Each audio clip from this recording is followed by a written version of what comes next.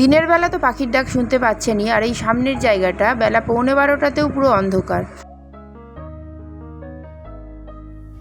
আমি এই জায়গাটা ভিডিও করি। হ্যাঁ বলুন, চলুন। এই যে জামুই গাছ খুব করা হয়েছে, প্রায় এরকম লম্বা হবে লাল। আচ্ছা, বৈশাখ মাসের দিকে এলে ওটা ভালো দেখা যাবে। কেলি বলে। আপনারা কোথা থেকে দেখছেন? নমস্কার, আশা করছি সবাই খুব ভালো আছেন। আরো একটা নতুন ভিডিওতে আপনাদের স্বাগত জানাই। এখন আমি আছি শিয়ালদা দক্ষিণ শাখার একটা খুব সুন্দর এবং ছোট্ট স্টেশন, কৃষ্ণমোহন স্টেশনে। এখন সকাল প্রায় 11:30 মতো বাজে। আর এখান থেকে আমি যাব এই স্টেশনেরই বাইরে থেকে একটা খুব সুন্দর রাস্তাটা আপনাদেরকে দেখাবো। তার আগে স্টেশনটা আপনাদেরকে দেখিয়ে দিই। ট্রেন চলে যাওয়ার পরে পুরো স্টেশনটাই প্রায় ফাঁকা, আর এই দুদিকেও আপনাদেরকে দেখাচ্ছি, চারিদিকে শুধু সবুজ। দাঁড়িয়ে আছি কৃষ্ণমোহন স্টেশনের লেভেল ক্রসিংয়ে। আর একটু আগে আপ ডাউন দুটো ট্রেনই পাস হয়ে গেছে এখান থেকে, আর এখন গেটটা উঠে গেছে। সামনেই দেখতে পাচ্ছেন স্টেশন। আর এইখান থেকে যে রাস্তাটা দুদিকে চলে গেছে, একটা যাচ্ছে এদিকে কীর্তনখোলা হয়ে বারুইপুরের দিকে, আর উল্টো দিকটা যাচ্ছে, এই অটোগুলো যাচ্ছে এদিকটা গোচরণ হয়ে জয়নগরের দিকে। তো এই দুটো রাস্তাতে কোনোটাই আমি যাব না, আমি আপনাদেরকে আজকে নিয়ে যাব এর পাশ থেকে যে রাস্তাটি চলে যাচ্ছে ওই রাস্তাতে। এই রাস্তাটাতে মোটামুটি যাতায়াতের জন্য প্রচুর গাড়ি অ্যাভেলেবেল থাকলেও আজকে আমি যে রাস্তাটায় যাচ্ছি এটাতে কিন্তু আপনারা গেলে গাড়ি পাবেন না। তবে যারা 2 থেকে 2.5 কিলোমিটার মানে প্রায় 30 মিনিট হেঁটে এই রাস্তার সৌন্দর্য উপভোগ করতে চান, তারা কিন্তু এই রাস্তাতে একটা বিকেল কাটিয়ে যেতে পারেন। আশা করছি আপনাদের খুবই ভালো লাগবে। সামনের এই যে সিঁড়িটা উঠে গেছে, এটা কৃষ্ণমোহন প্ল্যাটফর্মের ওভারব্রিজের সিঁড়ি। তার পাশের যে বিল্ডিংটা দেখছেন এটা হলো কৃষ্ণমোহনের টিকিট কাউন্টার, পুরো গাছ দিয়ে ঘেরা টিকিট কাউন্টারটা। আর এর পাশ থেকেই আজকে আমি আমাদের এই সুন্দর রাস্তার যাত্রা শুরু করব। রাস্তার ওপরেই একটা ছোট্ট গুয়ারকেল বা গোসাপ, আমরা তো এখানে গুয়ারকেলই বলি। আপনারা কোথা থেকে দেখছেন আর কি নামে এটা পরিচিত সেখানে, এটা কিন্তু আমাকে কমেন্ট করে জানাবেন। প্রথমেই বলেছি এই রাস্তায় গাড়ির সংখ্যা খুবই কম, যা আছে সবই পার্সোনাল ভেহিকেলস, স্কুটি, বাইক বা সাইকেল। তো এই জায়গায় তো আপনারা পাবলিক ট্রান্সপোর্ট পাবেন না, আর খুব একটা দোকানও কিন্তু পাবেন না। সামনে কিছুটা লোকবসতি আছে, মানে কিছু বাড়িঘরদোর আছে, আর এই কয়েকটা বাড়িঘর পার হলেই এই জায়গাটা কিন্তু পুরোটাই ফাঁকা। আর বাড়িগুলো কিন্তু পুরো গাছগাছালির মধ্যেই। দেখুন এখানে একটা বাড়ি ছিল, কিন্তু হঠাৎ করে দেখলে বাড়ি আছে বোঝাই যায় না। আর এই রাস্তাটার দুদিকে লাইট পোস্টও খুব কম, কিছু সোলার প্যানেল দেওয়া আলো আছে, তাই সন্ধ্যের পরে একটা গা ছমছমে ভাবও কিন্তু এখানে আপনারা অনুভব করবেন। প্রায় 10 মিনিট হেঁটে চলে এসেছি আমি। আর এই জায়গাটাতে লোকবসতি কিছুটা আছে, তো এখান থেকে আর 5-6টা বাড়ি পরে জায়গাটা পুরো ফাঁকা হয়ে যাবে। আর এখানে দেখুন কাকু মাথায় করে খড় নিয়ে গেলেন, কারণ এখানে যে কটা বাড়ি আছে অনেক বাড়িতেই গবাদি পশু আছে, বিশেষ করে গরুর জন্য এই খড়ের প্রয়োজন হয়। এখান থেকে কিছুটা এগিয়ে এই যে সামনের জায়গাটা, এই জায়গাটা এতটাই নির্জন যে এখানে আপনারা পাখির ডাকও শুনতে পাবেন। তো সেটাও আপনাদেরকে শোনাবো। আর সন্ধ্যের পরে এলে এখানে কিন্তু এখনও শিয়ালের ডাক শোনা যায়।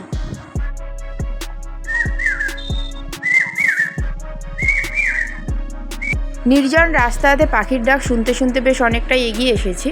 আর সামনের জায়গাটা দেখুন পুরো গাছ দিয়ে এমনভাবেই ঢাকা যে এই দুপুর প্রায় 11:15 বাজে, এখনও জায়গাটা অন্ধকার হয়ে আছে। এই পুরো চত্বরটা মানে সামনের আরও 5 মিনিট, আর আমি যে 5 মিনিট আগে হেঁটে এসেছি, এই পুরো প্রায় 10-12 মিনিট রাস্তা। এখানে কোনো বাড়ি নেই, শুধু এরম ঘন জঙ্গল, আর বেশ কিছু পেয়ারা বাগান আছে সামনে, তার সঙ্গে ভেন্ডি বাগান আছে, তো সেগুলোও আপনাদেরকে দেখাবো এরপরে। আর এত সুন্দর পরিবেশ হলেও জায়গাটা কিন্তু কলকাতার থেকে একদমই দূরে নয়, বরং বলতে গেলে এক্সটেন্ডেড কলকাতার মধ্যেই পড়ে। জায়গাটা বারুইপুরেই। পেয়ারা বাগান বিখ্যাত, তো আপনাদেরকে বললাম দেখাবোই এখানকার। বারুইপুরের এই রাস্তাটা, বারুইপুরের যে ফুলতলা আছে সেখান থেকে খুবই কাছে এই রাস্তাটা থেকে এগিয়ে গেলে আপনারা শাঁখারি পুকুরে গিয়ে প্রথমে এই রাস্তাটা মিশেছে, ওখান থেকেই আপনারা ফুলতলা যাওয়ার গাড়িও পাবেন, কিংবা বারুইপুরও পৌঁছে যেতে পারেন। সামনেই একটা পেয়ারা বাগানের কাছে চলে এসেছি, আপনাদেরকে দেখাবো পেয়ারা বাগানটা। তো চলুন ভিতরে যাওয়া যাক। তো এই দিদির পারমিশন নিয়ে ওনার বাগানের ফটো তুলছি। এখানে সমস্তই পিয়ারা বাগান, এটা পুরোটাই পিয়ারা বাগান, আর গাছে ছোট ছোট পিয়ারাও হয়ে আছে। আর এই রাস্তাটায় প্রচুর এরকম পিয়ারা বাগানও আছে। দিদি, এখানে পিয়ারা বাগান ছাড়া আর কোন কোন চাষ হয়? মানে পুরোটাই কি পিয়ারা বাগান? বেশিরভাগ সব পিয়ারা। আচ্ছা, মানে সিজনে এখানে জামরুলও চাষ হয়? হ্যাঁ, জামুন। আচ্ছা, এখন পেয়ারা সিজন চলছে। আচ্ছা, ঠিক আছে। আমি এই জায়গাটা ভিডিও করি। হ্যাঁ, বলুন। আসুন। চলুন।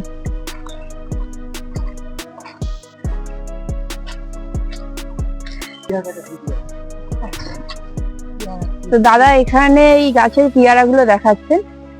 পেয়ারাগুলোকে ভালো রাখার জন্য এইভাবে প্লাস্টিক দিয়ে মুড়ে দেওয়া হয়েছে না, যাতে এইরকম অবস্থাতেই বাদ যাবে না তো পোকা মেরে দেবে। আচ্ছা, এরকম ছোট অবস্থা থেকে পেয়ারাগুলোকে প্লাস্টিক দিয়ে মুড়ে দেওয়া হয় যাতে পেয়ারাগুলো নষ্ট না হয়ে যায়। তো এরকম প্রচুর ছোট পেয়ারা আছে, ওগুলো ওনারা এবারে প্লাস্টিক দিয়ে বেঁধে দেবেন। আর যেগুলো একটু বড় হয়ে গেছে সব প্লাস্টিক দিয়ে বাঁধাই আছে।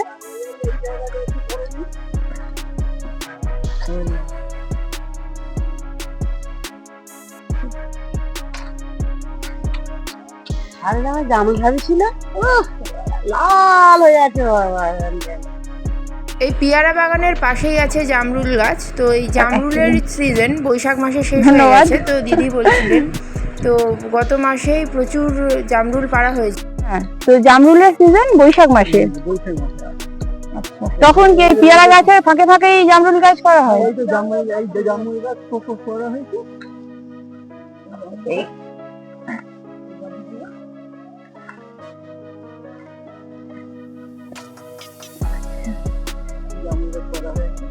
ও, এই জামুনগুলো এরকম লম্বা হবে আর লাল। লাল হবে। হ্যাঁ, এরকম মোটা, এরকম লম্বা হবে, লাল। আচ্ছা, বৈশাখ মাসের দিকে এলে ওটা ভালো দেখা যাবে। ঠিক আছে। আর ঠিক এই জায়গাটার নাম কি? এটা তো ফুলতলা গিয়ে মিশছে। এটা বেলিয়াঘাটা। বেলিয়াঘাটা। আচ্ছা, পেয়ারা বাগানটা তো আপনাদেরকে ঘুরিয়ে দেখালাম, এবারে চলুন ভেন্ডি বাগান দেখাবো। তো তার জন্য প্রথমে রাস্তায় যাচ্ছি, কারণ বাগানটা এর পরেই। আর এই পেয়ারা বাগান থেকে দাদা এই পেয়ারাটা দিলেন খাওয়ার জন্য, তো পেয়ারাটা নিয়ে যাচ্ছি এখন। আর পাশেই এটা ভেন্ডি বাগান, দাদা সঙ্গে করে নিয়ে যাচ্ছেন।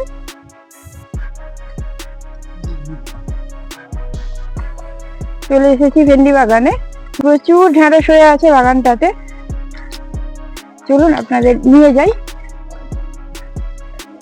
এই যে প্রচুর ঢেঁড়সের ফলন হয়েছে, পুরো বাগানটা ভরে আছে।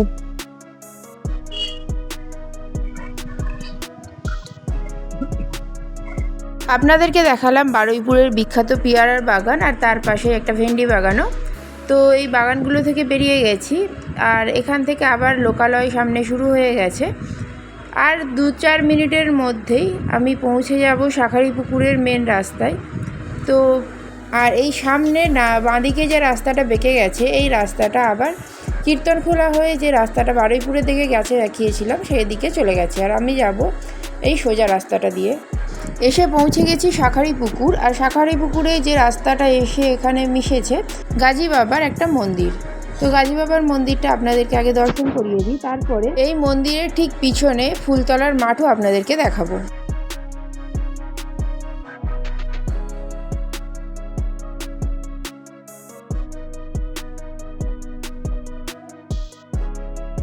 গাজী বাবার দর্শন করে নিয়ে ঠিক এর পাশের রাস্তাটা, এটা একটা ঢালাই রাস্তা, এই রাস্তা দিয়ে একটুখানি হেঁটে গেলেই, মানে প্রায় 10-15 সেকেন্ড হেঁটে গেলেই এই যে বিশাল বড় মাঠটা দেখছেন, এটাই ফুলতলার মাঠ।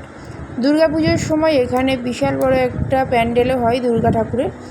আর এই মাঠে প্রচুর খেলাও হয়, যার জন্য একটা প্যাভিলিয়নও তৈরি করা আছে। আর এই মাঠটাও যদি আপনারা ক্রস করে উল্টো দিকে যান, ওদিকেই ফুলতলার রাস্তাটাও পেয়ে যাবেন। যে রাস্তা ধরে একদিকে বারুইপুর চলে যেতে পারবেন, অন্যদিকে ক্যানিংয়ের দিকেও আপনারা চলে যেতে পারবেন। ওই ফুলমাঠ থেকে আবার চলে এসেছি শাঁখারীপুকুরের এই রাস্তাটাই। এবারে এই যে রাস্তাটা দেখছেন, এটা চলে গেছে ধপধপির দিকে। আর এখান থেকে যে অটোগুলো যাচ্ছে এগুলো বারুইপুর স্টেশন থেকে ধপধপি মন্দিরের কাছে যাচ্ছে। ধপধপি মন্দিরের ভিডিও আমার চ্যানেলে আমি আগেই দিয়ে রেখেছি, চাইলে আপনারা দেখে নিতে পারেন ভিডিওটা। ভিডিওর লিঙ্ক আমি ডেসক্রিপশান বক্সে দিয়ে রাখবো। তো এই রাস্তাটা ধরে আমি এবারে কিছুটা হেঁটে যাব। এই কিছুটা হেঁটে যাওয়ার পরেই এখানে সুন্দর একটা মা শীতলার মন্দির আছে বটগাছের নিচে, গাছের কোটরের ভেতরে। তো সেই মন্দিরটা দেখিয়েই আজকের ভিডিও আমি শেষ করব। তো চলে এসেছি এই মন্দিরটার কাছে। এই রাস্তাটা থেকে নিচে নামলেই এই মাঠের ভিতরেই গাছটার কাছে দেখতে পাচ্ছেন মন্দিরটা। তো এই মন্দিরটা এই বটগাছের নিচে। আর এখন মায়ের মূর্তির ছবি আমি তুলিনি, কারণ আগামী বুধবার আছে মায়ের পুজো, সেই জন্য মূর্তিতে রং করা হচ্ছে। তো যাই হোক, এখান থেকেই মায়ের দর্শন সেরে নিয়েছিলাম। তো ভিডিওটা আপনাদের কেমন লাগলো অবশ্যই কমেন্ট করে জানাবেন, ভালো লাগলে লাইক করে দেবেন। আর চ্যানেলে নতুন বন্ধু হলে চ্যানেলটা কিন্তু সাবস্ক্রাইব করতেই হবে এই ধরনের আরও ভিডিও পাওয়ার জন্য। আজ তাহলে আসি, দেখা হবে খুব তাড়াতাড়ি নতুন একটা ভিডিওতে।